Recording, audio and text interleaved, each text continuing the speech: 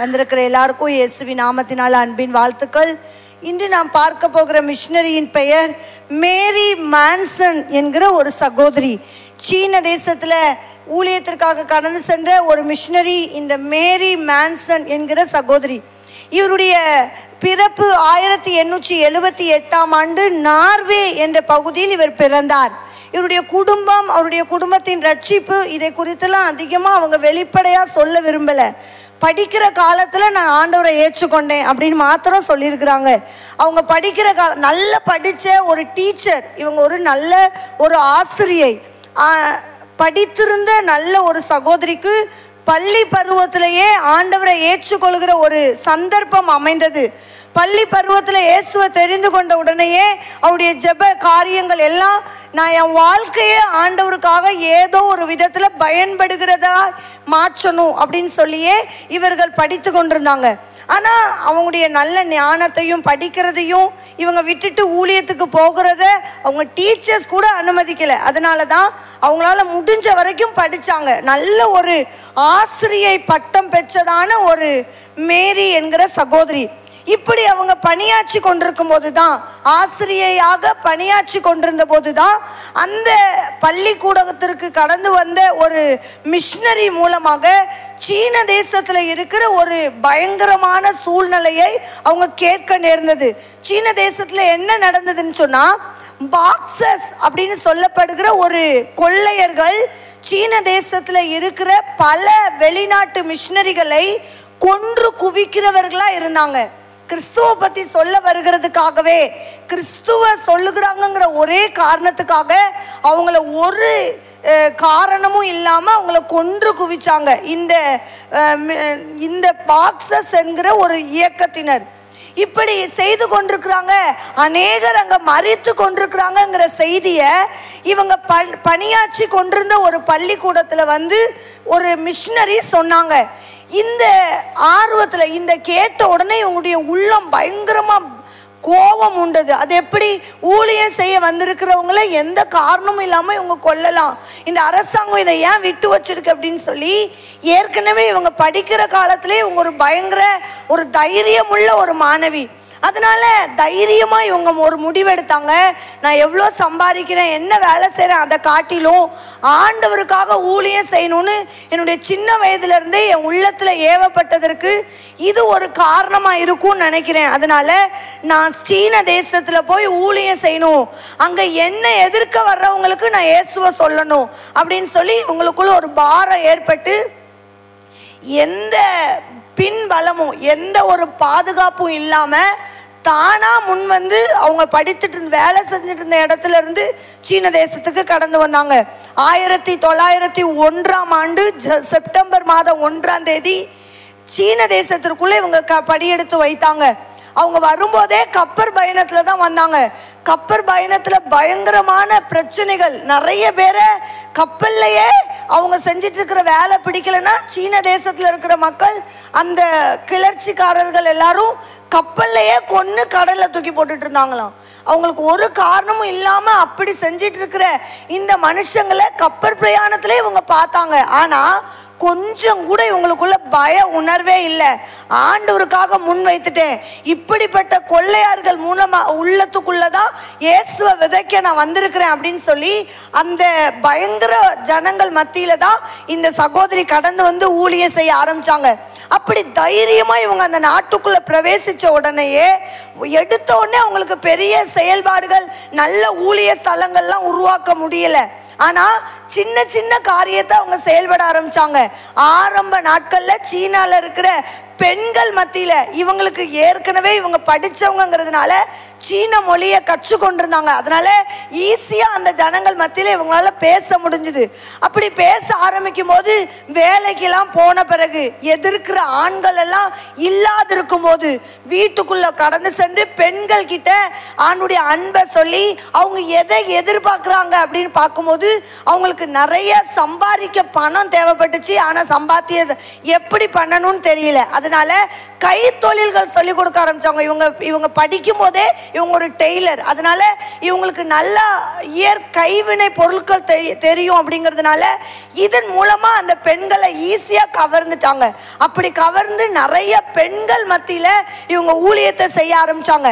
இதை தெரிஞ்ச உடனே அந்த சீன கிளர்ச்சியாளர்கள் யாரு எதிர்க்கிறாங்களோ அந்த படையில இருக்கிற பலர் இவங்களை எதிர்க்க வந்து நின்ற போது ஒரே பெண்மணி, அவங்க பின்னாடி யாரும் துணையா இல்லை, எதிர்க்க வராங்க அப்படின்னு தெரிஞ்சு இவங்களுக்கு உதவியா இருக்கிற பெண்கள் கூட பயந்து ஓடிட்டாங்க. ஆனா இவங்க ஆண்டவர் சமூகத்துல ஜெபம் பண்ணிட்டு, ஆண்டவரே இப்பதான் நான் இங்க வந்ததற்கு ஒரு முகாந்தரத்தை வாசலை திறந்து விடுறீங்க, இப்போ வருகிற ஒருத்தர் கூட சும்மா போக கூடாது, ரட்சிக்கப்பட்டு தான் போகணும் அப்படின்னு சொல்லி அவங்க வராங்கன்னு தகவல் தெரிஞ்ச உடனேயே இவங்க ஜெபம் பண்ண ஆரம்பிச்சிட்டாங்க.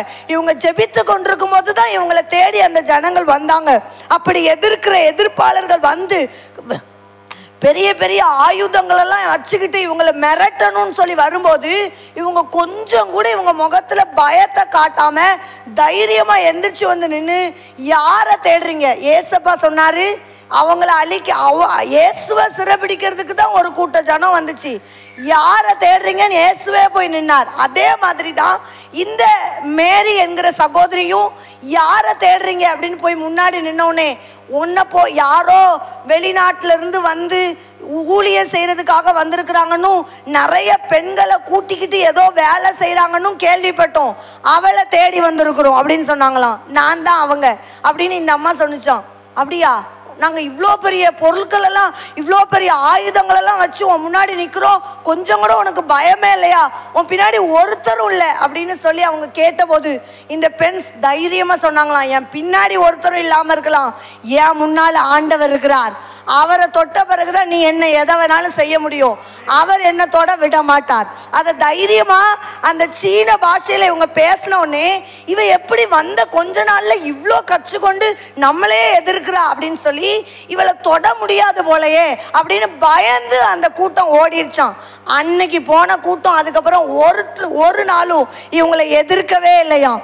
எதிர்க்காம கிட்டத்தட்ட 18 வருடங்கள் சீன தேசத்துல இவங்க ஊழியம் செய்ய கர்த்தர் இதையே ஒரு காரணமா மாற்றினார். இவங்களை எதிர்க்க போனோம், இவங்களை யாரும் எதிர்க்க முடியல, அவங்களை எதுவும் பண்ண முடியாது, சும்மா விடு, அவ பாட்டுக்கு செய்யறதை செய்யட்டும் அப்படின்னு எதிர்க்கிற பல கூட்டத்தை தடுக்கிறவர்களா அந்த ஜனமெல்லாம் மாறிட்டாங்களாம். இப்போ நல்ல ஒரு தைரியத்தோட ஊழியம் செய்ய ஆரம்பிச்சாங்க.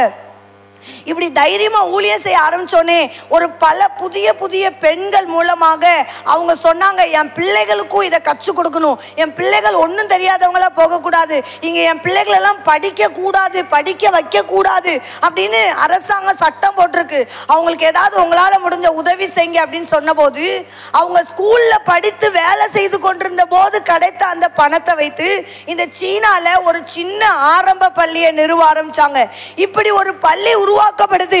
ஆரம்ப பள்ளியை உருவாக்க இவங்க நினைக்கிறாங்க, ஆனா அதுக்கு நிறைய பிரச்சனைகள் வருது அப்படின்னு சொல்லி சிஎம்எஸ் மிஷனரி மூலமாக இவங்களுக்கு உதவி செய்யணும் அப்படின்னு ஆண்டவர் ஒரு சகோதரனை அனுப்பி, அந்த சகோதரன் பெயர் வால்நட் என்கிற சகோதரன்.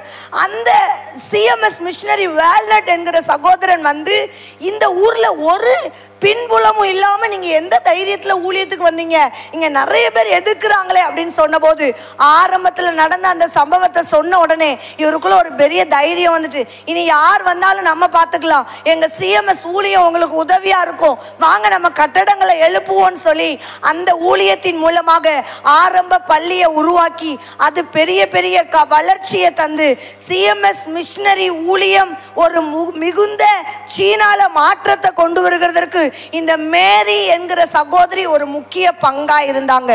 இப்படி இவங்க ஊழியம் செய்து அந்த சிஎம்எஸ் பகுதியில பெரிய மாற்றங்களை கொண்டு வந்திருந்த போது சீன தேசத்துல இருந்து அரசியல் கட்சி தலைவர்கள் எல்லாரும் எழும்பி இவங்க மூலமா அன்னைக்கு நம்ம பயந்து வந்துட்டோம், ஆனா நம்ம அரசாங்கத்தின் உதவியில இவங்களை இந்த ஊரை விட்டு துரத்தணும் அப்படின்னு சொல்லி அரசாங்கம் பல புதிய திட்டங்களை போட்டதுல இவங்க தொடர்ந்து ஊழியம் செய்ய முடியல, பல தடைகள் வந்தது.